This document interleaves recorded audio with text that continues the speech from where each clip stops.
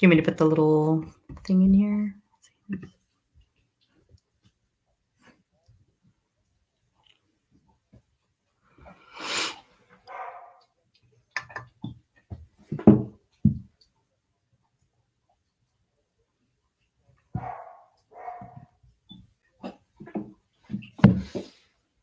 And this bill is trying to say it is not an offense for a person to own, possess, buy, or sell an antique coin machine.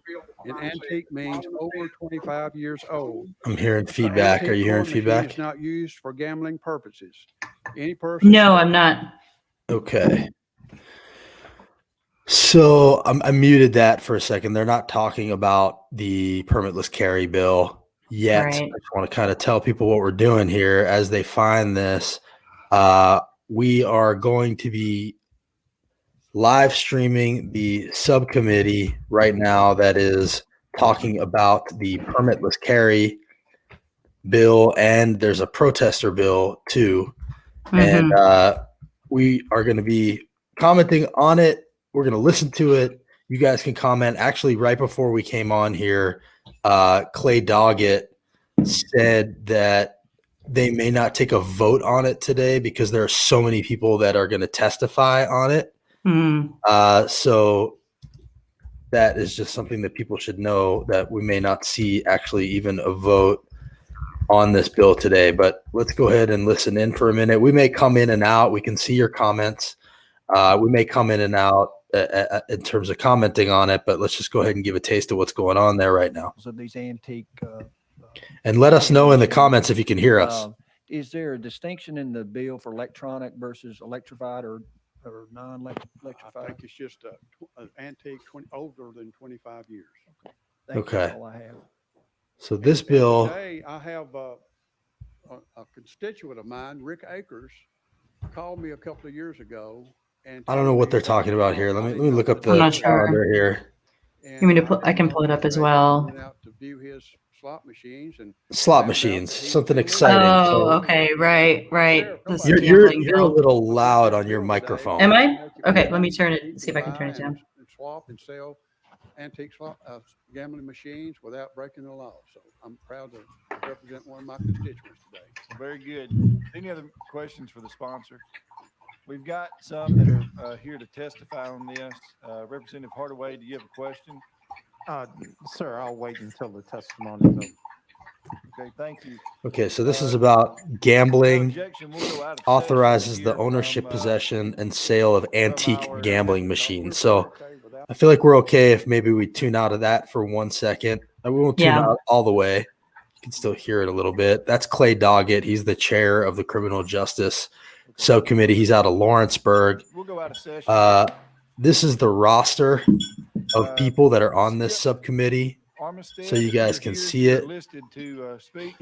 And If you will these kindly are their phone access, numbers. If you guys want to microphone take a at the screen table, grab of that, microphone just so there, you can have use it, a because button, it sounds like press that button, they may actually not introduce vote today, yourself, so you may have more and time to then, call. So you take a have screen grab of that if you testimony can. to all the members. And just so you guys know how this works, 4 minutes for your testimony. there's a and then lot we'll of have bills time for questions scheduled, from the members. and we're going to stream, but it looks like permitless carry isn't until a lot later. I am Charles Armistead. So we'll let you guys watch for a minute. On January 5th, I emailed Representative Marsh asking these particular questions about this bill. I asked, would this bill allow me to purchase gambling devices and create a casino-type museum as long as I didn't let people gamble with real And what we'll do is we'll flash allow visitors to have hands-on experience when the bills that we're here to talk about are coming up. So you guys, if you don't want to watch this whole thing, we'll put up a graphic that shows when the bills are up. Right now, this is about owning antique gambling machines. This is more along the lines of what most of these things are usually about. Most of the bills are mundane, Right. not that interesting, don't necessarily attack people, but the ones that do really attack people. So I called Mr. Akers. Yeah, it's like, that's why watching this stuff, like, as, I don't know, like, unless you know exactly what's going on, it's like easy to tune out of this stuff because so much of it is so mundane. But then, like, if you stick around, every so often there'll be something that's insane that comes up that really affects, Tennesseans, and a lot of times in a negative way, unfortunately. Right. So we'll With the- flash when they start to talk about the anti-protester bill and the permitless carry bill. Right. This is a piece of mail that's been going around from the National Association for Gun Rights telling these legislators and other people to tell their legislators like Jack Johnson to say yes to constitutional carry. They're calling it constitutional carry. Most people are calling it permitless carry, reckless carry. And one other interesting thing about this, and we'll talk about this more as we go, but Governor Lee, when he was running, according to the State of Tennessee Project, and these quotes were in the Tennessean, he was asked if he supported this, and he said no. And now suddenly he supports it again. So the hypocrisy is clear. Also, law enforcement is against this bill. And so people know, we can see your comments. I see Amanda's watching. Thanks, Amanda. Tim says we're coming in loud and clear. Jody says, hey, while these sort of non-essential bills are happening, if anybody wants to jump in, feel free to message us on Facebook or on Twitter if you got anything to say about the permitless carry bill or the anti-protester bill, and you can jump in here with us. Howdy. Our buddy Alan is out there too. So again, we're going to stream this. This is not the bill that we came here to talk about right now. We will flash that the bill is up when it's up. But in the meantime, you guys can listen in for a little bit. Still allows Mr. Akers to get his devices. This is about owning antique gambling machines. Very important stuff here, guys. And we're in the middle of a pandemic, and things. A lot of these bills just aren't really meeting the moment. 25 years old is called vintage. So to be grammatically correct, I suggest the committee replace the word antique with the word vintage. Oh, it's important. Do you have any questions? I'm not opposed to the bill. The semantics, It's amazing, like what people get stuck on. I know. This guy needs it to be vintage, not antique. It's really I important. appreciate that. And thank you for that, sir. I'm just curious if you Thank you. Yes. approached your representative and/or senator and about maybe putting a bill in. That's Andrew Farmer. And not trying to amend Chairman. Sometimes I wish that the Tennessee state legislature and also at the federal, like Congress at the federal level, or more like, British Parliament, where they just like yell and scream at each other all the time. Because it's more honest. It is way more fun that way. It's like a little bit more honest too, I think. Yes, sir. Yeah. Okay. Well, the Tennessee state constitution says that games of chance are unconstitutional. Oh, yeah. Okay. I understand that. Oh, I don't- Andrew's I don't see this anti-gambling. legislation being an issue. Didn't know that. But back to, and who's your state representative? Who's your representative? Glenn Cassida. Okay. Oh, Oh, he's my neighbor. This guy's my he's in our neighbor. neck of the woods. Yeah, Legislation. this vintage guy. I just don't think it's appropriate to be asking the committee to adjust this piece of legislation at this point in time. Thank you. Representative Jeffrey. Thank you, Mr. Chairman. Mr. Armstead, would it be accurate that if we pass this bill, simply possessing the machines, there would be nothing illegal about that? What would become illegal is when someone Griffey, decides to use these. he's one of the more machines, extreme members antique of this group. machines, in an illegal Has a lot of manner. anti-immigrant Is that bills. Fair to say. Right. That's all I have, Mr. Chairman. Thank you. Maybe I haven't explained it correctly. This is the gambling industry's camel under the tent nose. Camel's nose I guess this is the thing that like to head this the state. demographic in Williamson County are interested in. This is what we did in I know. Nevada, And by the way, I want everybody to know that we Texas, talked about Illinois. kind of This is the only camel's coming on the nose. air Even though when it the is bills illegal were as going to it be was up. there, this We're was figuring illegal. this out as we go. Thank you. Are there any So other yeah, I questions appreciate that you guys are for out there our with us guests? right now, and we will alert you when the bills Okay, are up. Representative Hardaway. These Thank you, meetings Mr. are Chairman, and long. Good afternoon to you, sir. It's always hard to know when exactly something is going to happen. Part Also, of your- Yeah. some of these bills fly through, and others take forever on the I thought agenda. we had autonomy. Right. Let's look at the agenda So I real don't quick. see This how- is the agenda over here. Can they Let me see that? understand. Yeah. Yeah, So this is the agenda over here. While they Gives have them Might be a better independent thing to knowledge. have While anyway. they have there you autonomy, go. as I understand it, they still have to work with the state. And See, like in I start to get a Alabama, little worried when guys like they this were take not forever allowed on to bills do like bingo this. or any other type thing If, you know, until if they were maybe they allowed. don't end And up all of a getting sudden they had to, bingo and where is that casinos and all bill? that stuff. Because they Yeah. intentionally, They, I don't I understand. mean, look that at all rule, that. But I That's understand insane. that by us Well, not hang on. having Where's the it, bill? it is hard for them to have it. Who's the sponsor of this again? Okay, but it's my understanding that it would take a federally recognized tribe It's- to have that It's not, type is of it HB autonomy, and I 18? don't Is Griffey's got a gun know bill? of, a I tribe feel like that we it's have in Lamberth, Tennessee. though. We have one up in East Tennessee, and I'll find that rule for you. I'll be glad to Okay, get I that for you. appreciate that. 786 with Thank you, sir. Lambert. I'm Yes, not sir. sure. Thank you. Any other questions? If not, thank you, I'm Mr. looking. Armstead, for your testimony and for being here today. You're excused. We have one Oh, other Clay's from individual Pulaski, legislature not who would Lawrenceburg. like That's to- my fault. Hmm. I just knew he ran against our friend Jess Yoakley. Oh, right. Ah, That's too who. bad. That's who beat Jess Yoakley. It would be a lot more fun to have Jess Yoakley running these meetings. I can Okay. promise you All right. that. That would be amazing. Without objection, we'll go back in session.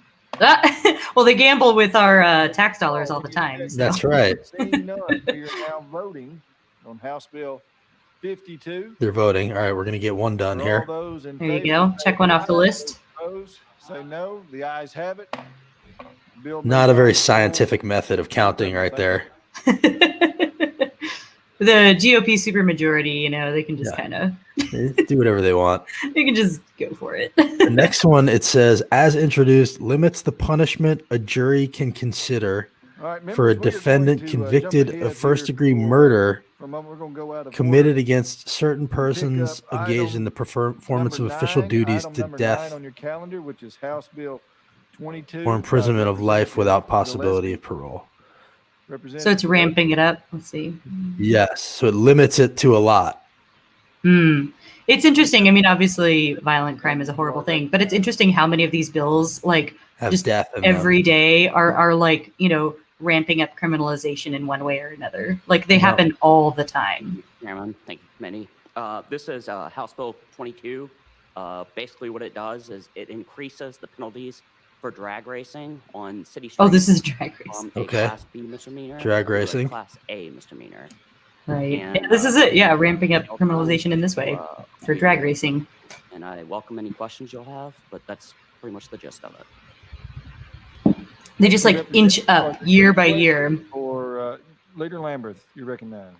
Thank you, Mr. Chairman. And to the member, I know you were recently elected and elected pretty overwhelmingly, if I remember correctly. Is this your first bill to present in the committee? Lamberth. He always has to. Always like tries to. Ceremonial. It's like he thinks he's fun, but he's not fun. No, he's not fun. Leader, he did not. Remember, that is etiquette before this committee is to call to the chair for any other comments. Oh my Leader God. Lamberth. Mr. Chairman, He's thank you so for recognizing cringe. me before I spoke. I appreciate that. I would give you a hard time on this, but I actually signed under this bill because it appears to me to be a very good bill.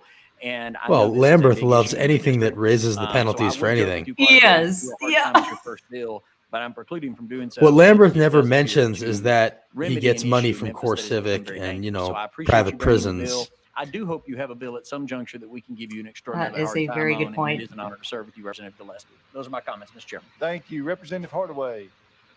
Oh, this is a new Thank guy. you, That's why. Mr. Chairman, to the sponsor, would you be kind enough to relate that main incident in Shelby County that caught our attention? Mr. Chairman, Yes, sir. I believe, Representative Hardaway, you're talking about the incident on 240. Approximately 3 months ago, there was an incident on Interstate 240 where traffic was completely halted in basically all directions, and it came to a standstill. And they were doing donuts and street racing on the entire interstate, halting traffic completely for a good bit of time. And I do not believe any of those people were ever caught. So this would address that if those people were caught. Isn't that already illegal? Representative. I know. It's just like, let's make it more They illegal. Like, essentially set up a rolling roadblock and took over the expressways, did their clowning, and then took off, and then the roadblock released. So thank you to the sponsor. Thank you, Mr. Chairman. Yes, sir. Thank you. Any other questions? Representative Griffey. Thank you, Mr. Chairman. Thank you, Representative, for bringing this bill in the interest of public safety. I think it's extremely important that we do whatever we can to keep our public safe and our traffic flowing. Thank you. It's so funny. I mean, it's just like so Chairman, clear all the time. Like the GOP is, like, oh, we're anti-authoritarian, whatever that means, which of course, like any reasonable person is, I mean, you and I are as well. But like they ramp up They criminalization. love Like, making it's like laws. it. Like these guys, Yeah. anti-government guys, know like we're all doing they do is something sit around as making laws. Like laws that like further criminalize stuff that's already illegal. Wait, oh, this was the guy, Alan, was this the guy that beat Gabby? Is that who that So we had was? talked, just kind of looking out for you. Let us know wanted if to make that's sure who the that locals, was. Oh you my know, gosh, by were- 500 votes? Was that So the... Lamberth just said Would you pretty mind speaking to that? overwhelmingly. It sounds like that was the guy that You recognize. beat Gabby. I was literally by like 500 votes, if that's No, if that's what we're talking about here. By If that's the guy. numerous members of both the Memphis City Council, Shelby County Oh Commission. yeah, that's, I guess, Alan, that's what you EA, commented. Okay. Chiefs. So it is very much noted that there is a fiscal impact and it will affect them, and they're okay with that because it will keep us safer. Great. Yes, thank you. Thank you, Mr. Chairman. Thank you. Any other questions for the sponsor? Representative. So, if you elect Thank you, Gabby Mr. Chairman. Salinas, you get And annoying the things like police chief would be Medicaid here, expansion or, to speak on this bill. but with this guy, you get Anything Drag else? racing, anti-drag racing. Question? ramping up criminalization. Without objection, we are now voting on House Bill 22. All those in favor say aye. Those opposed, no. The ayes have it. Congratulations. Your bill moves on to full criminal. Thank you very much. We will go Also- back now on our. I don't know if you would calendar. confirm this, but that HB 0786 by Lamberth is the one that's the Okay. or That the makes permitless carry. Sorry, That that makes one. sense. You are Mhm. recognized. So now this There is the an murder bill. amendment on this bill. Okay. We have a motion and a second. Amendment number 003894. Is that?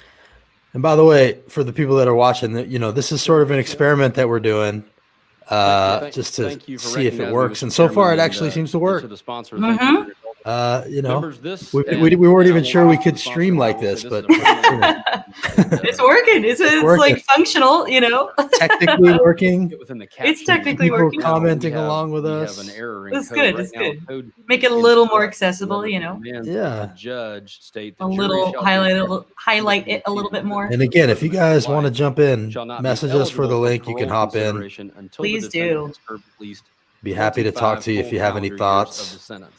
Let us know how you feel about Require the judge to speak whether you if- think permitless carry will make you feel more safe or not. Anyway, You know, because we- And let if us you know feel how you feel safer about because that. of the drag My racing amendment does bill. is simply updates that so that Yeah, we don't and have to judges having them address deliver gambling incorrect issues as information opposed to the jury. to So expanding changes it Medicaid to in a correct, which pandemic, is you know? 51 full We How do you should feel say about we that? got our not first 25 full calendar years. sponsor. So no change in Yes! Appreciate the Tennessee Equality Project is is sponsoring the holler now, which is very, very cool on their part. So Thank you, check Chairman. them out if you would. Leader And Dan. shout out to Thank you, and them. I wanna, They thank do you. fantastic work in this state, obviously, hence the name if you're not familiar.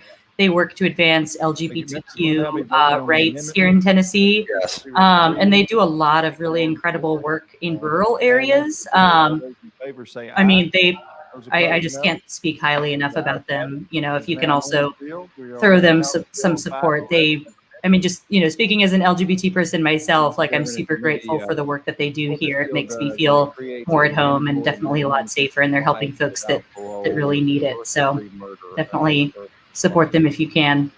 What's the website? Do you know? Let me get the exact URL here. If you all want to look them up, TNEP.org. I got it. I'll flash you got it. it. Rescue Awesome. workers, emergency medical technicians, paramedics, or firefighters who are engaged in the performance of official duties. The intent of this bill is to further deter any life-threatening encounters our first responders may face in the line of duty.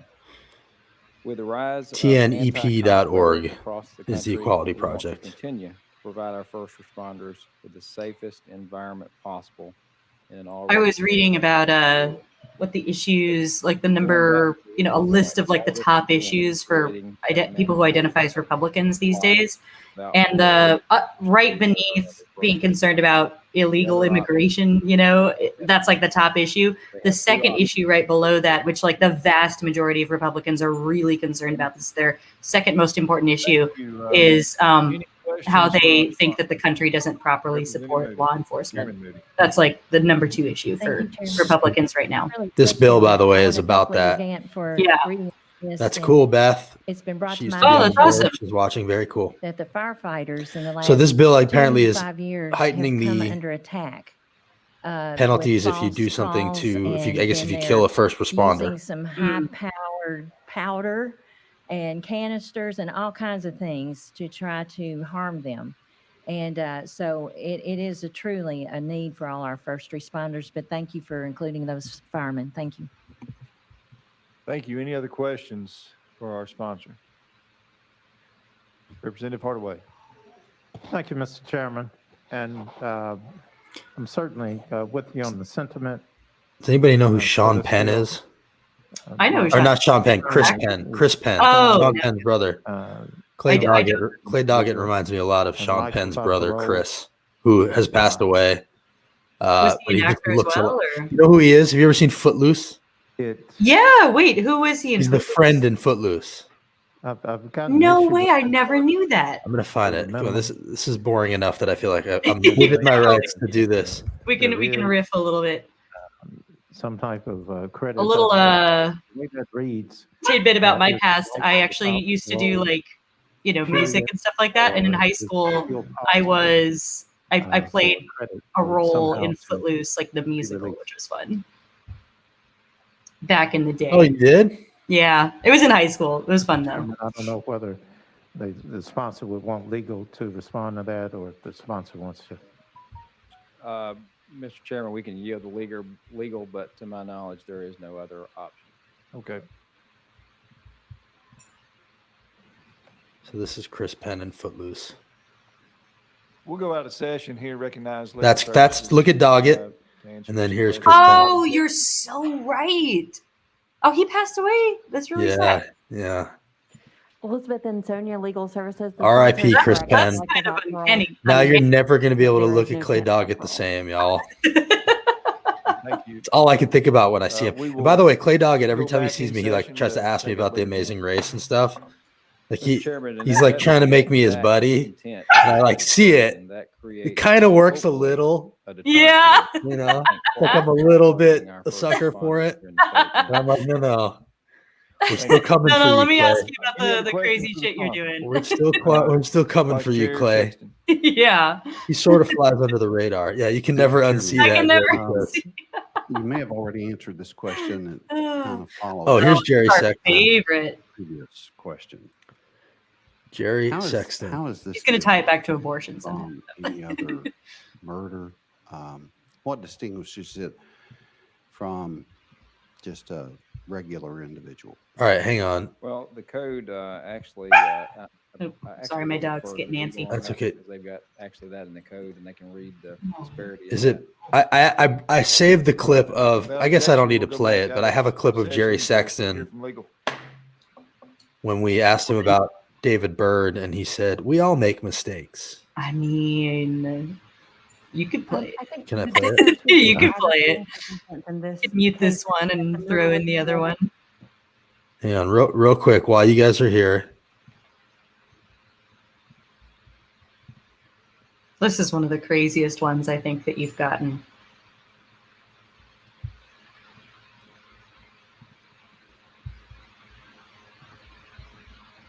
Listen to the apology? Did you listen to his apology? How did you listen to that? Did he apologize? So you're okay with what he apologized for? You agree that he did that? Oh my We God. all make mistakes. That was Jerry Sexton. All right, sorry. So We're crazy. we're just trying to liven this up a little bit. That's all. Go back to what we're here for. Classic. It's amazing because I don't know if Jerry Sexton could ever liven a party up, but he could definitely, I don't know,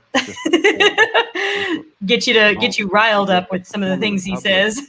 Duty, and if someone comes in and murders them while they're there, I think their life is as important as the 911, the officer. So Jerry is saying, while I do make all appreciate, murders I the don't death want it to go penalty, without basically, being right? said, I appreciate what you're doing, and I do agree that the life of our first responders are in peril right now. I do agree with that. I don't like the fact that we're creating a difference. By the way, this is the same group that but I do appreciate the spirit. told the lies that fueled an insurrection that killed those first responders. And Mr. Chairman, and let's remember that Fox didn't even show the memorial for Officer Sicknick. Sponsor, any of us would ever dare to differentiate between the value of one life or another. And this bill would only determine the sentence that someone would receive and recognize the aggravating factor that if you killed an officer in the line of duty, if you killed a firefighter in uniform while they're trying to save somebody else's life, it comes with an increased sentence. But I would never want this bill or any other bill to in any way determine the value of the life that has been lost. Because that family, whether it's a drunk driver that killed their loved one, whether it's someone with a gun or a knife or a club, regardless of what happened to lead to that point, that person's had everything that they were ever going to have taken from them. I would like to see them I think this have the bill same really sort of just recognizes the additional sentence seriousness when it comes to but first because of the responders fact who that do those this folks, to when killed, unarmed are doing black so while folks. serving us. And Honestly. so I don't know if that helps at all with the point of this bill, but that's definitely why I signed on to it, is because you've got an officer that's out there, when most of us hear gunshots or hear fire, I mean, we're headed away from that. We're going away from it. When our officers or firefighters or EMS folks, when something blows up, when, something goes wrong, they're headed into danger. And the last thing they need to worry about is somebody lying in wait out there trying to kill them while they're trying to save our lives. So thank you for carrying the bill. Glad to support it. But I think extremely good comments by my friend. And I did just want to highlight that we would never, ever in any way in the code want to differentiate between the value of anyone's life, because every single time a life is taken, that's just again, it's an absolute tragedy and darkens this world. Thank you for bringing the bill. Thank you. Any other questions for sponsor, Representative Beck? I mean, some of these bills are so odd. Like, Thank you, Mr. Chairman. And I was just trying to. this Ogles one, the Good Samaritan Sentencing Enhancement Act, which provides that a defendant convicted of a first-degree murder is eligible for the death penalty if the victim was rendering assistance to a person in need at the time of their death. Like, Leader Lambert's What, like, what? where is that coming from? I honestly, I mean, a lot of these things, it's They like, just sit around thinking like, you know what? I need a bill that punishes people more and also acknowledges people doing good deeds. Like, I know. It's like, so that they can just go and say that they did this. murder's bad. Like, let's Of punish course. murder. Like, It's like, it's okay, already no. punished. Like, what is this? What are we doing here?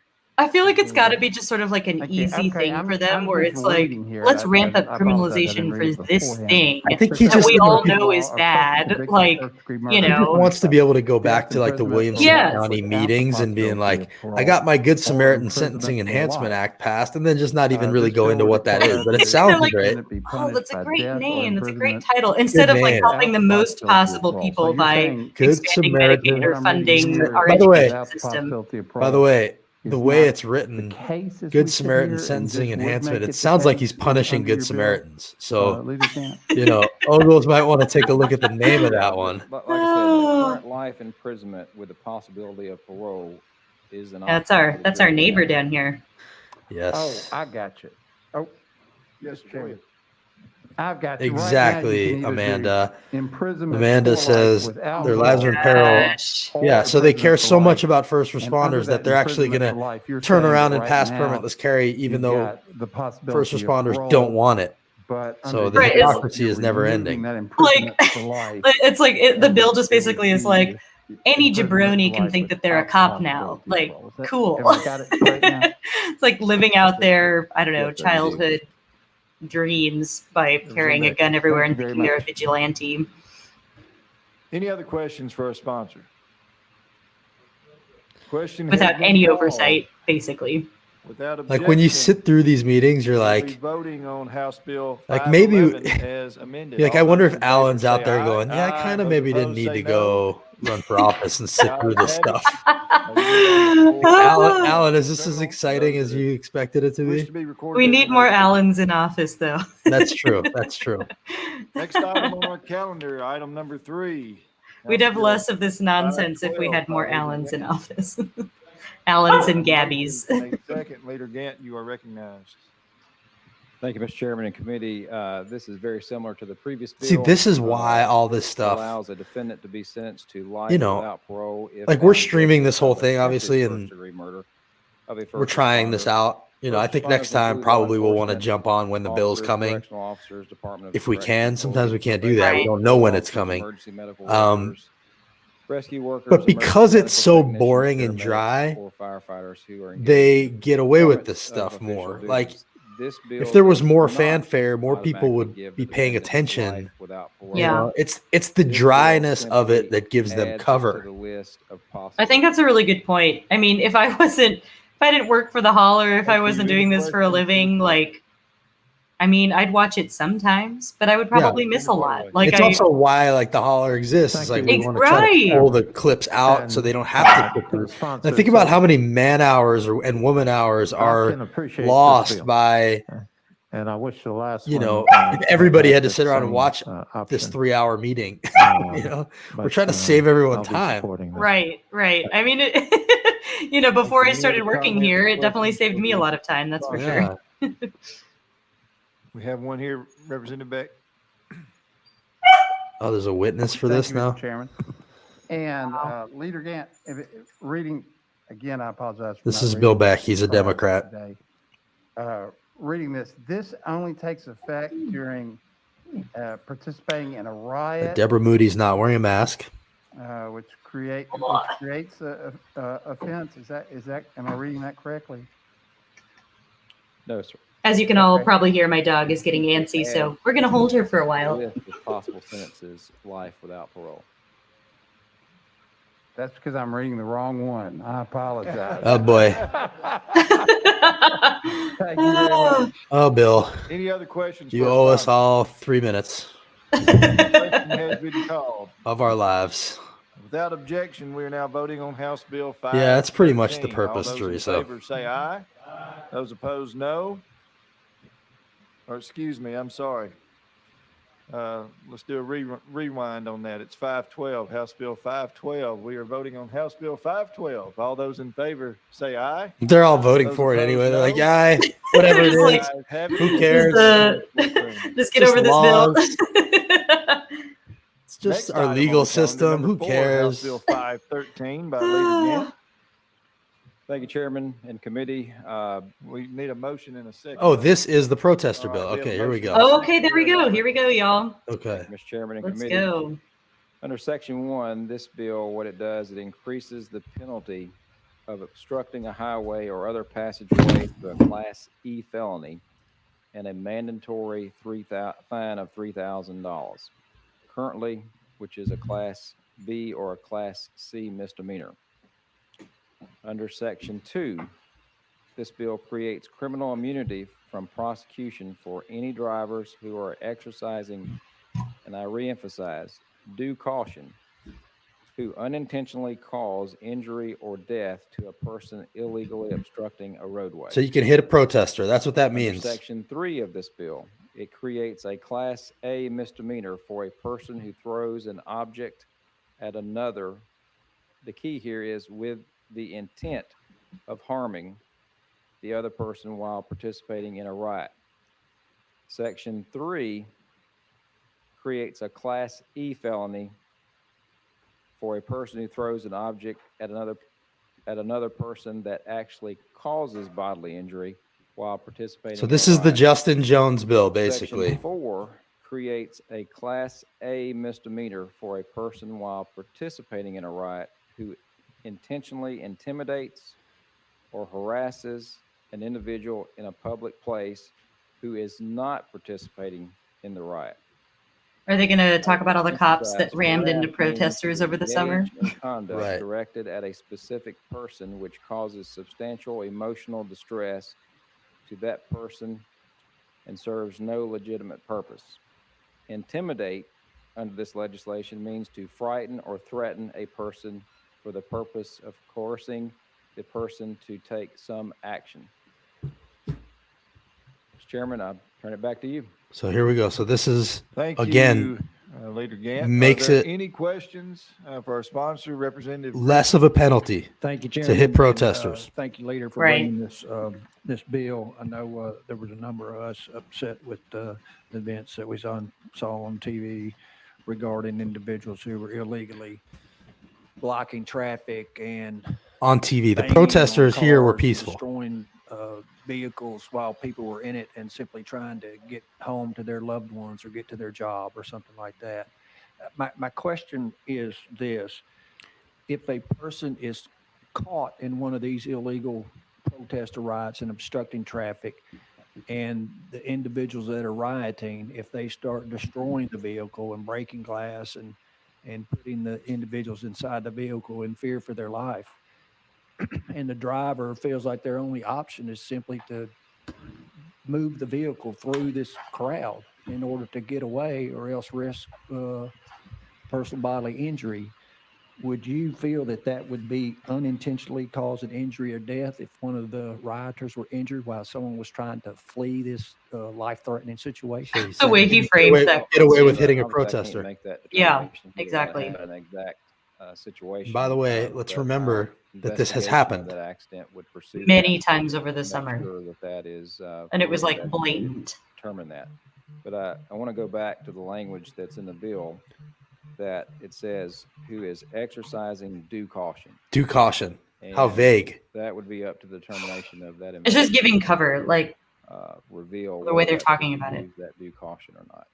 Due And, caution. Mr. Chairman, I don't know if This is why Leader cops has a get away better with explanation of everything. that, Matthew Hill tried to or run if this you wanna bill rely on and it that or not, died, that's but the they've way brought I it back interpret now because they have that. I hope momentum for that's going after kind of protesters. answering what his question is. Representative Griffey?